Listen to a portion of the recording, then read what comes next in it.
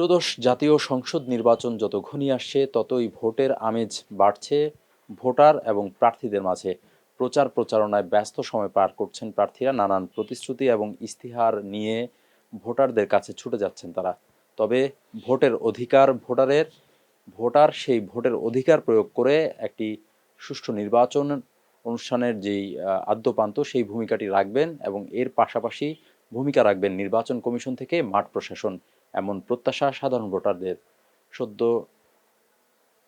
বর্ণমালা Romeo builders presents সদ্য সংবাদের বিশেষ আয়োজন ভোটের পথে বাংলাদেশে আজকের বিশেষ অতিথি মোহাম্মদ জুবের আলম খান রবিন আমাদের সাথে সংযুক্ত আছেন, যিনি জাতীয় পার্টির কেন্দ্রীয় কমিটির যুগ্ম মহাসচিব এবং ঢাকা ৮ আসন থেকে নির্বাচন করছেন। আমি জুবের আলম খান রবিন আপনাকে স্বাগত জানাচ্ছি ভোটের পথে বাংলাদেশের অনুষ্ঠানে। আপনাকেও সুস্বাগতম। জুবের আলম রবিন, আপনি ঢাকা ৮ একটি গুরুত্বপূর্ণ আসন, ঢাকার যে ২০টি আসন রয়েছে এর মধ্যে অন্যতম গুরুত্বপূর্ণ আসন ঢাকা ৮, এই আসনে নির্বাচন করছেন। পরিবেশ কেমন দেখছেন? ভোটারদের দ্বারে যখন যাচ্ছেন তারা জাতীয় পার্টিকে কিভাবে নিচ্ছে? আমি ৭১-এ জন্ম এই এলাকায়। আমি বিভিন্ন রাজনৈতিক সংগঠনের পাশাপাশি বিভিন্ন সাংগঠনিক ক্রিয়া, সাংস্কৃতিক বিভিন্ন অর্গানাইজেশনের সাথে যুক্ত আছি। বড় আমি মনে করি যে নেতা হওয়ার পূর্ব শর্ত শ্রেষ্ঠ কর্মী হওয়া। তা আমি জাতীয় পার্টির একজন কর্মী, বিভিন্ন সংগঠনের একজন কর্মী হিসেবে নিজেকে প্রচার করতে ভালোবাসি। তার মানে আমি বোঝাতে চাচ্ছি, ছোটকাল থেকেই আমি মতিঝিলে জন্ম, পড়ালেখা মতিঝিলে, সংগঠন রাজনীতি মতিঝিলে, এমনকি ব্যবসা, পরিবার সব মতিঝিল কেন্দ্রিক। সে কারণে ঢাকা ৮-এর সন্তান হিসাবে আমি যার কাছে যাচ্ছি সকলের কাছ থেকেই আমি শুভকামনা পাচ্ছি এবং আমি জয়ের ব্যাপারে আশাবাদী। প্রত্যেকটি আসনেই অনেক সমস্যা রয়েছে। বিগত শাসনামলগুলোতে যেই সমস্যাগুলোকে গুরুত্ব দেওয়া হয়নি কিংবা সেই শাসনামলে যেই সকল সমস্যা নিয়ে কাজ করা হয়নি, এরকম অনেক সমস্যার কথা ভোটাররা বলছেন। আপনি আপনার যেই নির্বাচনের যে আসন, সেই আসনে কি ধরনের সমস্যা চিহ্নিত করেছেন এবং যদি ক্ষমতায় যান তবে সেগুলোকে কোন পন্থায় এগুলোর সমাধান আপনি নিয়ে আসবেন? আমি মনে করি ঢাকা ৮ আসন বাংলাদেশ থেকে কোনো বিচ্ছিন্ন দ্বীপ নয়। সারা দেশের যে সমস্যাগুলা, সেই সমস্যাগুলা এখানেও বিদ্যমান।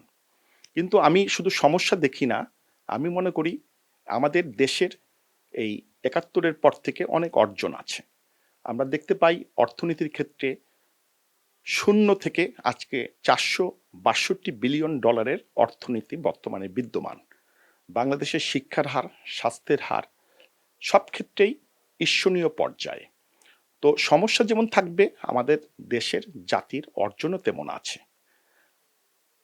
আমরা মনে করি যে মতিঝিল ঢাকা ৮ আসন একটি সুন্দর এলাকা। এই এলাকায় বঙ্গভবন, জাতীয় ঈদগাহ, জাতীয় মসজিদ, জাতীয় কবির মাজার, কমলাপুর রেলওয়ে স্টেশন, আন্তর্জাতিক বাস টার্মিনাল, এরকম অনেক উল্লেখযোগ্য স্থান এখানে আছে। অর্থাৎ আমি বলতে চাচ্ছি মতিঝিল ঢাকা ৮ আসন একটি সুন্দর এলাকা। আমি নির্বাচিত হলে এই সুন্দর এলাকাকে সুন্দরতর করতে চাই। আর যেসব সমস্যা সারা দেশে বিদ্যমান, বাংলাদেশের যেসব সমস্যা তা একা আমার পক্ষে সম্ভব না। আমি মনে করি যারা নির্বাচিত হবে তারা যদি আন্তরিক হয়, দেশপ্রেম থাকে, তাদের যদি ভালোবাসা থাকে, তাহলে অবশ্যই আস্তে আস্তে করে আমরা এই সমস্যা সংকুল জাতিকে আরো অগ্রসর বা অগ্রগামী করতে পারবো।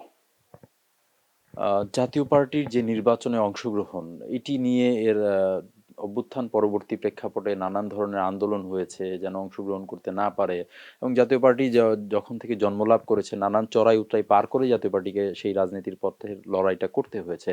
সর্বশেষ আমরা দেখেছি যে জাতীয় পার্টি আওয়ামী লীগের আমলে নির্বাচনে অংশগ্রহণ করার কারণে তাদের যে নির্বাচন অংশগ্রহণ করার এবারে যে ত্রয়োদশ জাতীয় সংসদ সদস্য যে নির্বাচন, সেখানে অংশগ্রহণ করার ক্ষেত্রে বেশ কিছু রাজনৈতিক প্ল্যাটফর্ম থেকে তারা আন্দোলন করে আসছিল যেন তারা না করতে পারে। সেই জায়গায় আপনারা এসেছেন এই সংসদ নির্বাচনে, এবং পরিবেশটি আসলে আপনাদের জন্য কি চ্যালেঞ্জিং কিনা? মাঠে আমরা জানি যে ঢাকা ৮ আসনে বিএনপি কিংবা ঐক্যবদ্ধ বাংলাদেশ জোটের যে প্রার্থী তাদের অনেক সরব উপস্থিতি, কিন্তু জাতীয় পার্টির যে প্রচারণা সেটি কি নীরবে বা আবডালে হচ্ছে কিনা এই বিষয়টি যদি একটু পরিষ্কার করেন। আমি ব্যক্তিগতভাবে বিশ্বাস করি, যেহেতু আমার জন্ম এখানে, আমি কোনো সমস্যা দেখতে পাই না।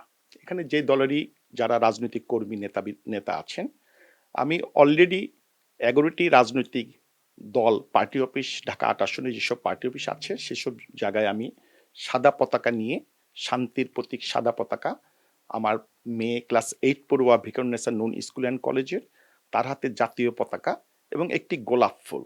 প্রশ্ন হলো গোলাপ ফুল কেন? গোলাপ ফুলে লাল এবং সবুজের জাতীয় পতাকার একটি কম্বিনেশন থাকে। আমি ১১টা পার্টি অফিসে, কেন্দ্রীয় অফিসে গিয়েছি, পাশাপাশি ৪ জন প্রার্থীর কাছে আমার শান্তির বার্তা পৌঁছে দেওয়ার জন্য আমি ভূমিকা রেখে আসছি। আমি ব্যক্তিগতভাবে ঢাকা ৮ আসনে কোনো ধরনের সমস্যার সংকুল কিছু পাইনি। তবে আপনি বললেন জাতীয় পার্টি একটি বৃহৎ রাজনৈতিক দল এবং বিগত আগস্ট মাসের পর থেকে এই আসনে প্লাস সার্বিকভাবে জাতীয় পার্টির উপরে ৩ বার কেন্দ্রীয় কার্যালয়ে অগ্নিসংযোগ হয়েছে। তারপরেও আমি বলবো জাতীয় পার্টির আকাশে মেঘের চাইতে সূর্যের আলোই বেশি। সমস্যা থাকবে, সমস্যা নিয়েই চলতে হবে। গৌতম বুদ্ধ একটা কথা বলেছিলেন, ৪টি মার্গের উপরে বৌদ্ধ ধর্ম প্রতিষ্ঠিত, তার একটি হলো দুঃখ। দুঃখ চিরন্তন, মাঝে মাঝে সুখ আসবে, চলে যাবে। আমরা মনে করি প্রতিটা কাজই আমাদের জন্য সমস্যা সংকুল, জীবনে বেঁচে থাকাটাও একটা সমস্যা, সেই সমস্যাকে ওভারকাম করেই আমরা বেঁচে আসি। সেরকম রাজনীতির ক্ষেত্রেও আমরা সংগ্রাম, আন্দোলন, বিভিন্ন কার্যক্রমের মাধ্যমে আমরা আমাদের অবস্থান টিকিয়ে রেখেছি এবং আমরা ২০০ আসনের বেশি আমরা নির্বাচনে অংশগ্রহণ করেছি। অবশ্যই একটি ক্রাইসিস মোমেন্ট যাচ্ছে। আমরা মনে করি জনগণের ভালোবাসা, জনগণের সমর্থনে আমরা অবশ্যই এই বিপদ বা মেঘ আমরা অতিক্রান্ত করে আমরা আমাদের জাতীয় পার্টির আকাশে সূর্যের আলো আরো প্রকটভাবে ছড়িয়ে পড়বে বলেই আমি বিশ্বাস করি। বর্তমান যে রাজনৈতিক পরিস্থিতি, সেই পরিস্থিতিতে লেভেল প্লেয়িং ফিল্ড বা মাঠের যে সমতা, সেটিকে আপনি কিভাবে মূল্যায়ন করছেন? এবং আপনি নিশ্চয়ই আমার সাথে একমত হবেন যে ৫ আগস্ট পরবর্তী প্রেক্ষাপটে যে অস্ত্রগুলো লুট হয়েছিল তার সবগুলো উদ্ধার হয়নি। এই অস্ত্রগুলোর অবৈধ ব্যবহার এই নির্বাচনে হওয়ার সম্ভাবনা আপনি দেখছেন কিনা? অস্ত্র সেটা যদি অবৈধ হয় তাহলে তো একটা ভয়ের কারণ অবশ্যই থাকে। স্বাভাবিকভাবেই এদেশে অনেক অস্ত্র বিভিন্নভাবে মানুষের কাছে ছিল, সন্ত্রাসীদের কাছে ছিল, বিভিন্ন মৌলবাদী গোষ্ঠী বলেন, বিভিন্ন গ্রুপ বলেন, তাদের কাছে ছিল। নতুন করে যোগ হয়েছে সরকারি অস্ত্র। তো আমাদের তো একটা ভয়ের কারণ অবশ্যই আছে। তা আমরা এই সরকারকে দেখেছি যে তারা কোনো ধরনের অ্যাক্টিভিটিস বা একটা সুশাসন প্রতিষ্ঠা করার জন্য মব ভায়োলেন্স, ভ্যান্ডালিজম, হত্যা, গুম, সন্ত্রাস দমন করার জন্য কোনো ধরনের কঠোর পদক্ষেপ নেয়নি। যে কোনো জাতিতে ভালো এবং মন্দের মিশ্রণ থাকবে। মন্দের সাথে মন্দের ব্যবহার করতে হবে, ভালোর সাথে ভালো ব্যবহার করতে হবে। কিন্তু আমরা দেখতে পাই এই সরকার ভালো মন্দকে মিশ্রণ করে একটি থিওরির মাধ্যমেই যে আমরা কোনো কঠোর পদক্ষেপ নেব না, লিবারেল থাকব, সে খারাপ হলো তার সাথে আমরা লিবারেল থাকব, এই নীতিটি কোনোভাবেই গ্রহণযোগ্য হতে পারে না। সেখানে কঠোরতার দরকার ছিল।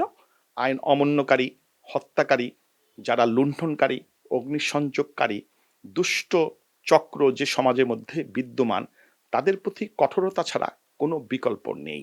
কিন্তু আমরা দেখতে পাই সেভাবে কোনো কঠোরতা দেখানো হয়নি এবং যে কারণেই আমি শঙ্কা অনুভব করছি। জাতীয় পার্টিকে কেন মানুষ ভোট দিবে? আপনাদের ইশতিহারে এমন কি রয়েছে বিশেষ বিশেষ কয়েকটি বিষয় যদি বলতেন।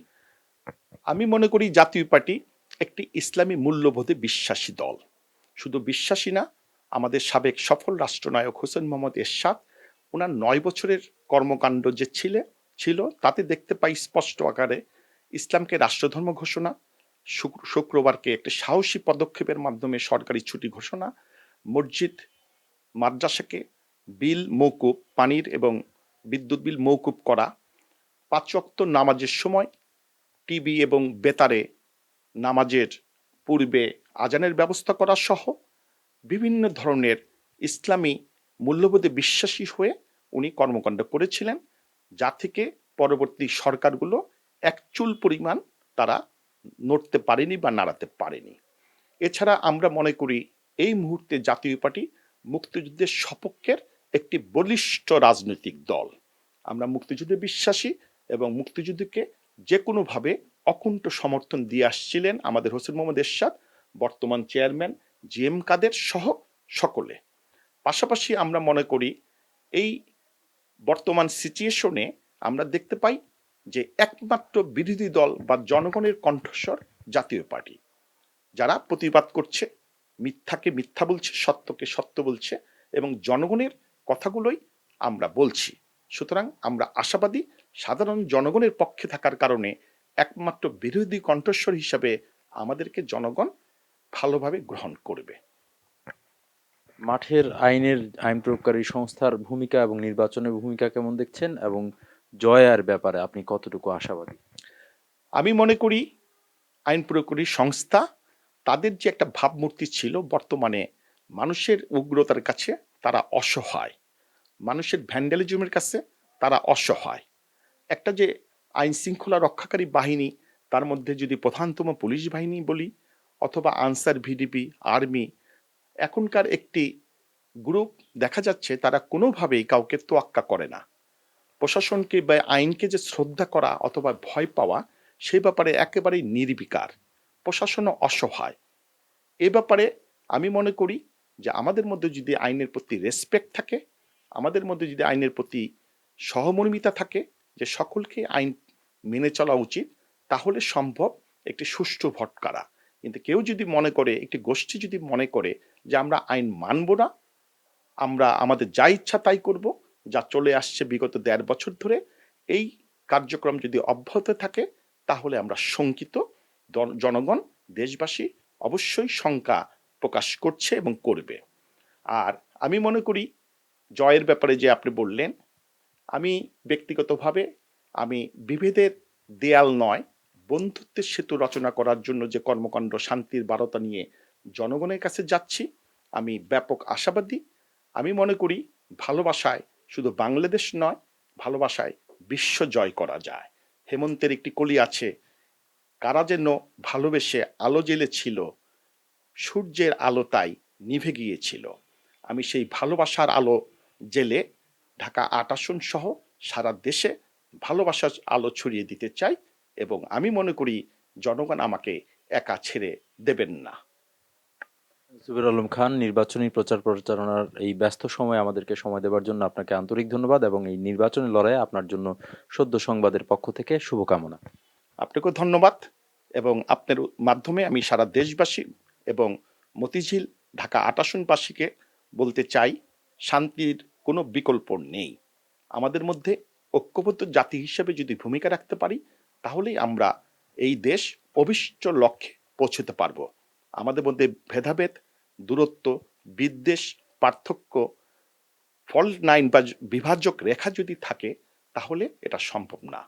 সুতরাং সর্বশেষ একটি আমার কথা, ঐক্যবদ্ধ জাতি করার জন্য আমাদেরকে সকলেরই ভূমিকা রাখতে হবে, এ ব্যাপারে যাতে আমরা সকলে সচেষ্ট থাকি। ধন্যবাদ, ভালো থাকবেন। আপনি দীর্ঘক্ষণ ধরে সাক্ষাৎকার নিচ্ছেন, আপনাকে ধন্যবাদ। সদ্য সংবাদকে ধন্যবাদ, ভালো থাকবেন। আপনাকেও ধন্যবাদ। দর্শক, জয় পরাজয় যাই হোক, ত্রয়োদশ জাতীয় সংসদ নির্বাচন এদেশের প্রত্যেকটি নির্বাচনের একটি ইতিহাস হয়ে উঠুক, এবং যারা জনপ্রতিনিধির লড়াইয়ে নেমেছেন, জনপ্রতিনিধি যেই হোক, সকলের সম্মিলিত প্রয়াস এবং সকলের সুচিন্তিত মতামতের ভিত্তিতে প্রত্যেকটি আসন গড়ে উঠুক, এমনটি কিন্তু প্রত্যাশা সাধারণ ভোটারদের। এমনি করে যদি আসনগুলো বিনির্মাণ করা সম্ভব হবে পুরো দেশ বদলে দেবার, সেই প্রত্যাশায় রয়েছেন ভোটাররা। প্রার্থীরাও অপেক্ষায় রয়েছেন সুষ্ঠু ভোটের অধিকার থাকুক ভোটারদের হাতে। প্রার্থীরা তাদের প্রতিশ্রুতি নিয়ে এগিয়ে যাক এবং সেগুলো ক্ষমতা এলে বাস্তবায়ন করুক। আবারও নতুন কোনো পর্বে নতুন কোনো অতিথি নিয়ে দেখা হবে, কথা হবে। ততক্ষণ পর্যন্ত সবাই ভালো থাকবেন এবং ভোটের আমেজে থাকবেন।